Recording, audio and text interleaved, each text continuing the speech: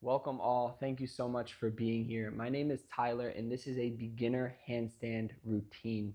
And this is meant for all people, so you do not need to be able to hold a handstand to do this routine. This is meant to show you those initial building blocks of a handstand and help you build those steps to eventually do one if that is your goal. And even if that is not your goal, this is still a great routine to build strength, bodily awareness, and overall get the body moving, flowing, and energized. So we're going to get started in a tabletop position on our hands and knees. And we want to right away, as we shift into the hips and just feel out any sticky areas of the body, prepare our fingertips and our hands to hold the weight and start to learn how to ground down the surface of our palm and fingers and knuckles. So you want to spread your fingertips apart, and your thumbs should almost be pointing towards each other, so nice and wide there. And you actually can lean most of your weight into the thumb and index finger, kind of like a basketball chest pass. And you kind of want that activation just in a little bit. If you've never kind of had that awareness before during any planks or push-ups, just go ahead and feel that out and then shift your weight forward and backward. You can tuck your toes or not. You can roll out the ankles or not. Stacking layers of thinking together. Right? A handstand has a lot to do with stacking these layers of thought. There's so much to think about and keep tight.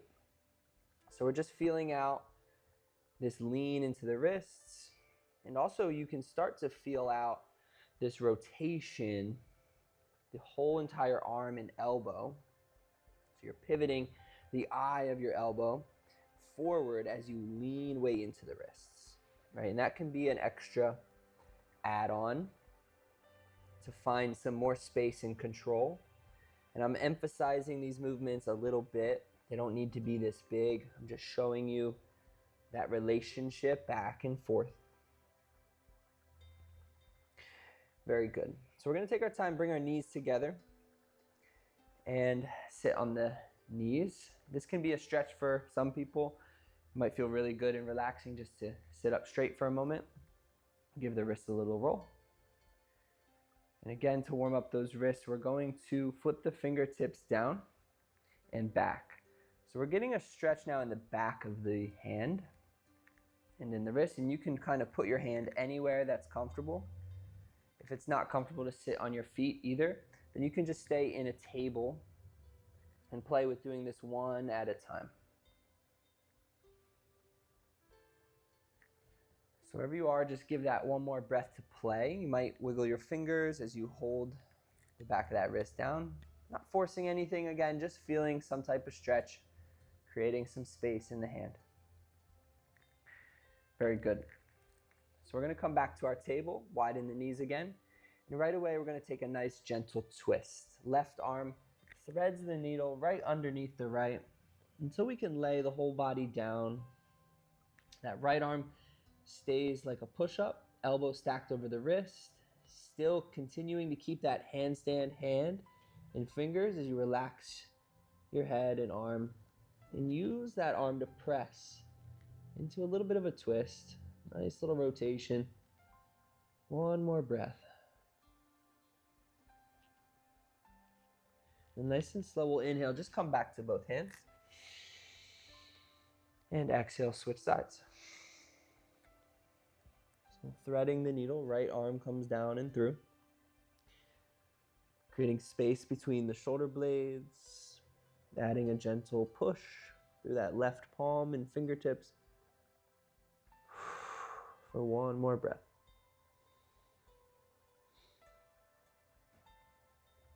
Good, nice and slow. We'll come back to our table and back to hero's pose, bringing the knees together and hips back. So again, take another moment, roll out those wrists. One more little wrist warm up. We're gonna add our weight into these push-up hands, but keeping our hips down on our feet, or again, you can come to tabletop if you need to. And just see if you can add a little weight right next to the knees and lift the heel of your hand up. So I'm just creating like this finger stretch. Some people can crack their fingers like that, but we're keeping our fingers, 4 fingers down and lifting the palm of the hand and the thumb up. I'm just creating a few of those stretches through those fingers, really creating some nice space. Again, this will help us increase our surface area to help support our grounding for balance.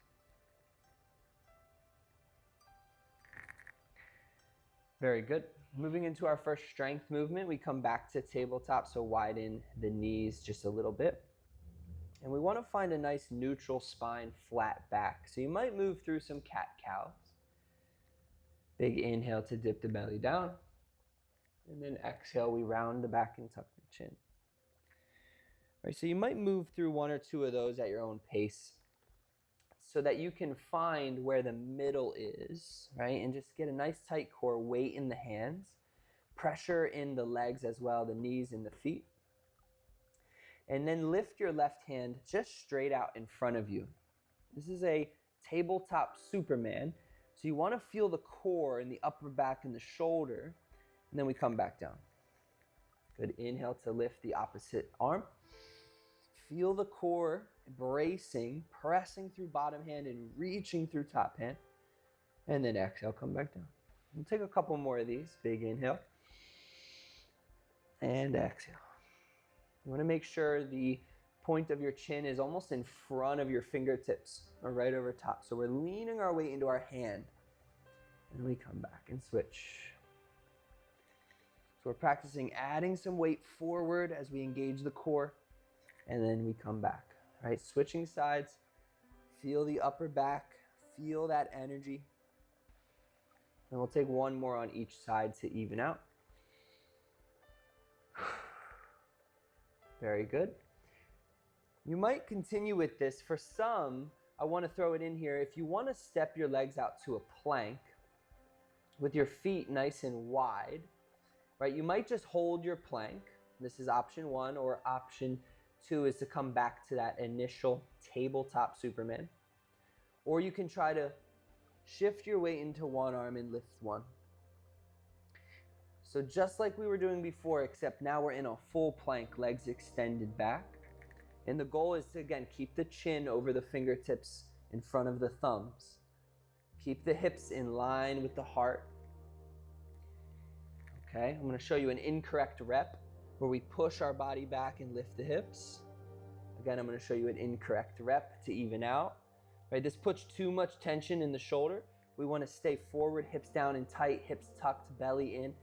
And then we put all that weight in the core, in the shoulder. We'll take one more to even out wherever you want to be. Good, and then relax those knees down and take a child's pose, sinking the hips down to the feet. Reach those arms up nice and straight. Big inhale. And exhale, just relax your head down. You can shake your head from left to right, get a little massage, feel some decompression in the base of the skull.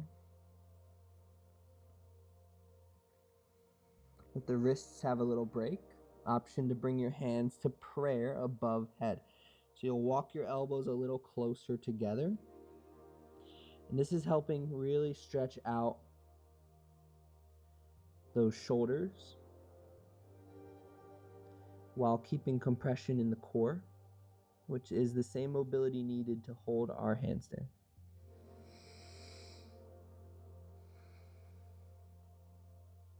Very good. As we come out of this, we're going to keep our forearms down and shift our hips over our knees. So we're in this low table now. You can always adjust the knees to come closer together. Right, and as we inhale, we tuck the toes.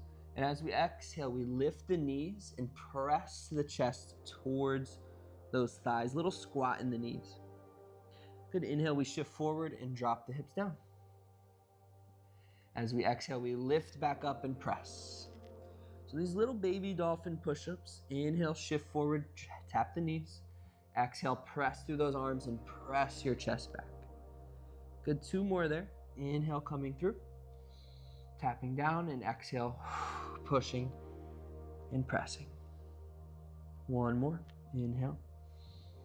Warming up all those stabilizers and core to hold our body, build some strength, and slowly come back down.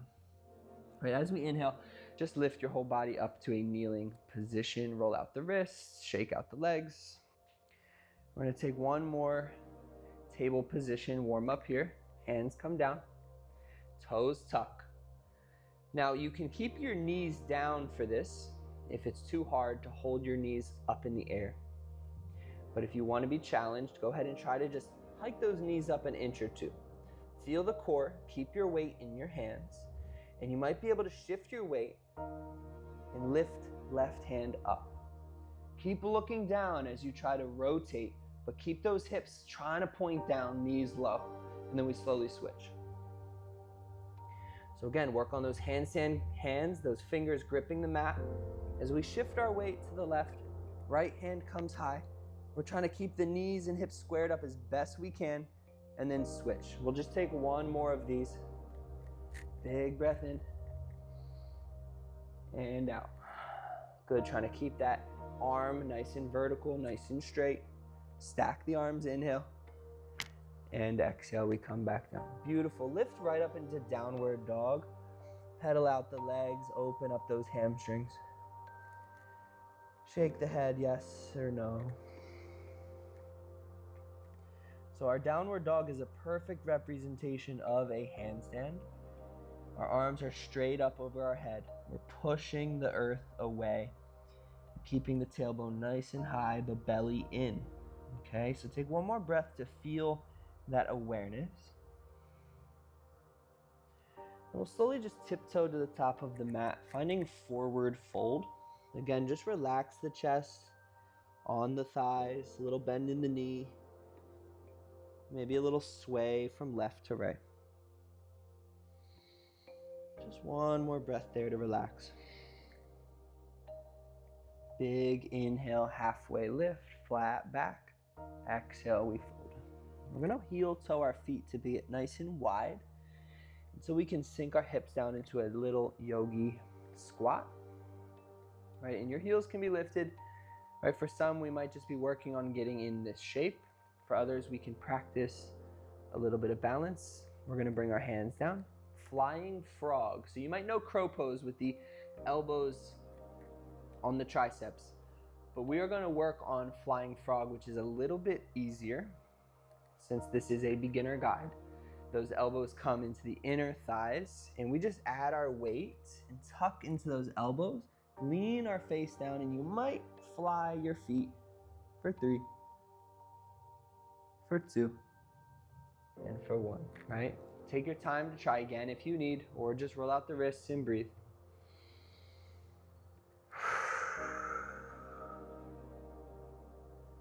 And when you're ready, we'll lift those hips back up high and heel toe those feet back together for a big breath.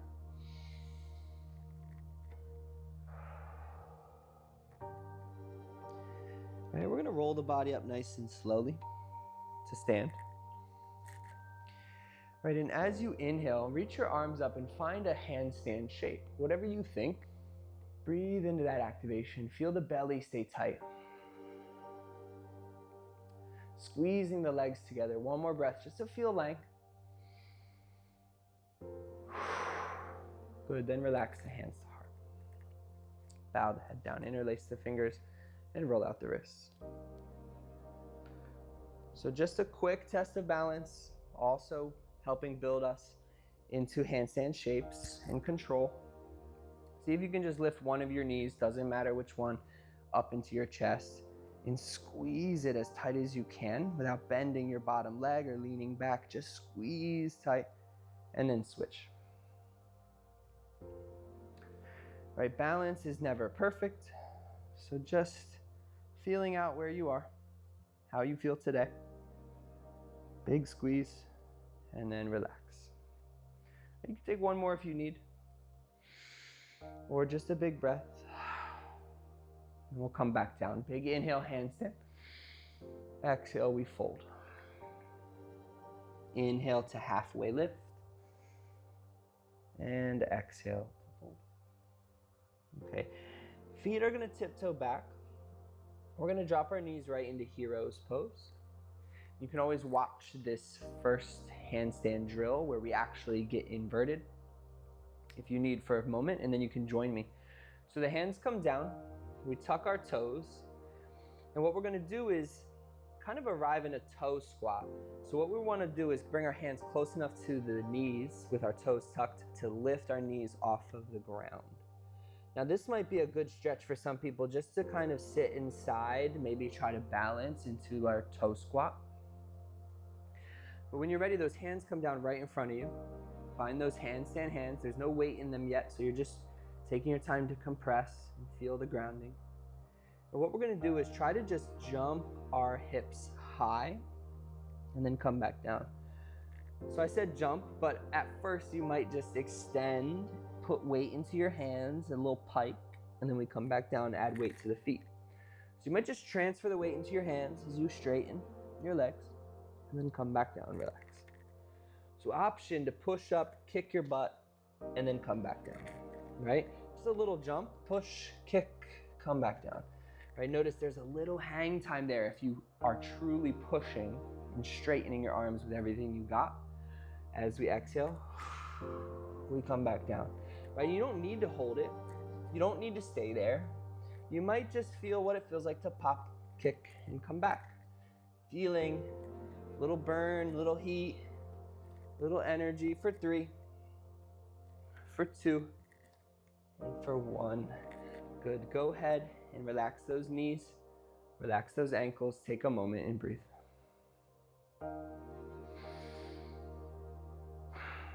Excellent job. We're gonna find our way back to downward facing dog.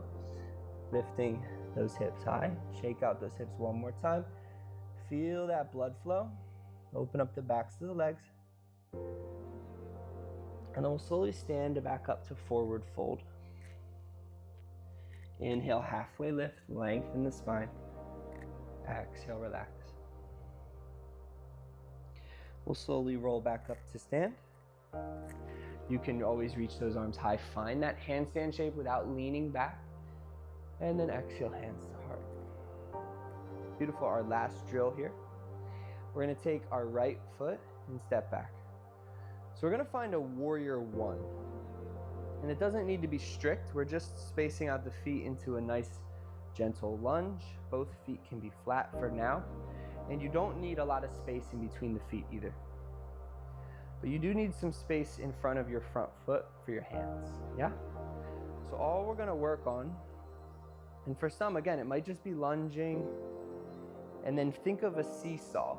We're gonna bring our hands down in front of the toes. Again, good grip with the fingertips.